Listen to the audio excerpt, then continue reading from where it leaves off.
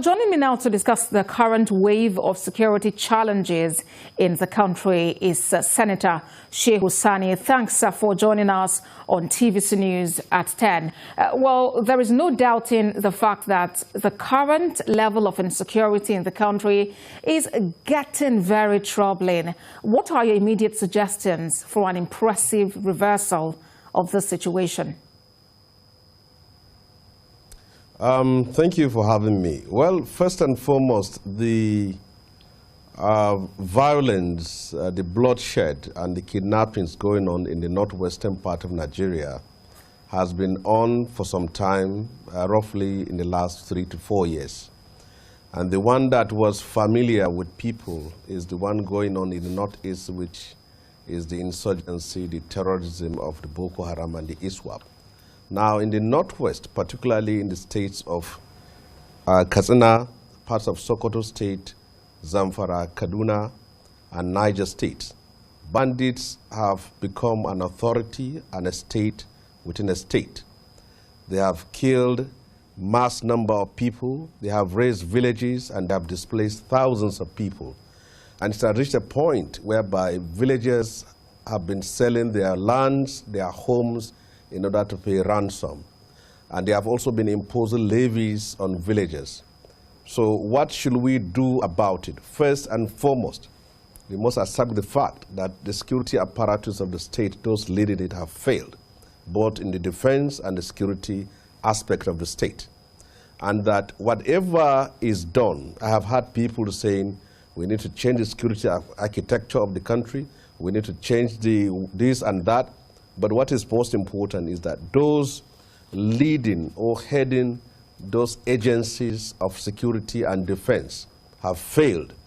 And the president must take the bold and courageous move in responding to the calls of Nigerians to bring them down and bring in people with fresh ideas, fresh strategies, and new thinking on how to confront these bandits. Without that, it is virtually impossible to do anything. Whatever resolution the National Assembly is going to make, whatever positions that will be taken by the government, as long as those people who are still manning these positions of leadership as far as the military and security apparatus of the states are there, we can't make any progress. So the first step is to make sure that we have new set of leaders heading those agencies to come with new ideas that will address this issue of banditry. It has been going on for a very long time, and the government has failed, and it has failed, and action must be taken. Senator, and the president needs to do that. There's no time on our side. If I may button very quickly, Senator Sani, there are those who believe that those who have been at the helm of affairs have experience, and they should have something to offer. Well, nobody is saying they don't have experience, but so far they have exhausted all their experience, and that has not been able to produce any result. The buck stops on the table of Mr. President. If anyone is killed, if villages are razed and people are kidnapped, it is still the president that will be blamed. Why should you keep people in the position of authority and they have consistently failed to do what you mandate them to do? So that is the question of it.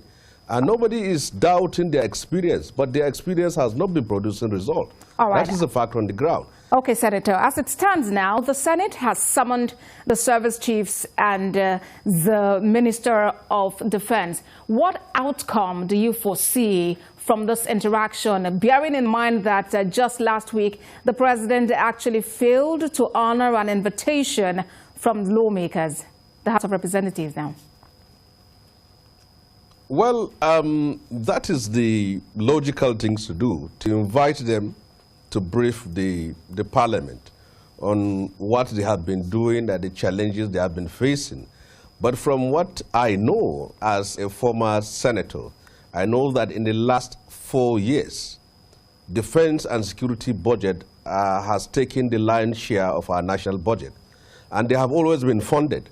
And I have read somewhere in the statement credited to the spokesperson of the president, where the president was saying that he has provided them with everything they need.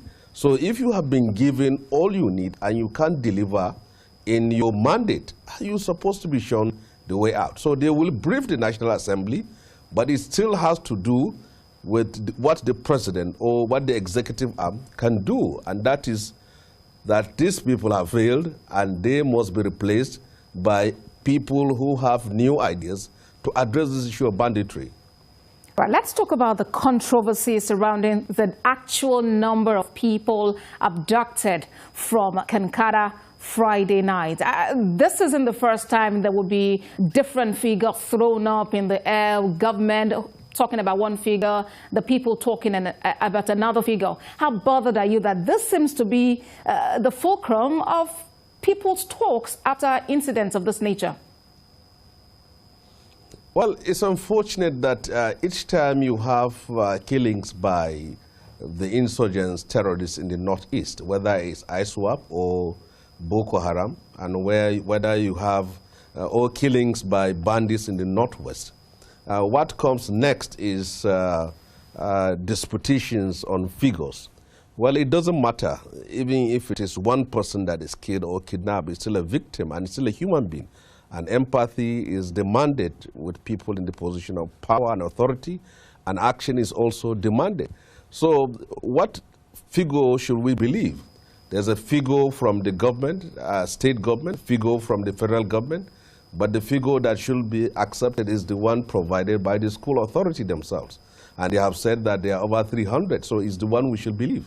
And whatever it is, with the claim made by now the terrorists that they were the ones who are responsible, action must be taken, and time is not on our side, because we must step in to ensure that these boys, these students, are not moved outside of Nigeria to Niger Republic or moved to the northeastern part of Nigeria, and that will be very difficult for us to address. So what is needed now is that they should be caged, they should be encircled, and negotiations should continue to see the possibility of getting these students out of the hands of these abductors in a way that will protect their lives and also ensure their safe return. So that is what is most important now. All right, Senator Shehu Sani, thank you very much for joining us on TVC News at 10. Thank you for having me.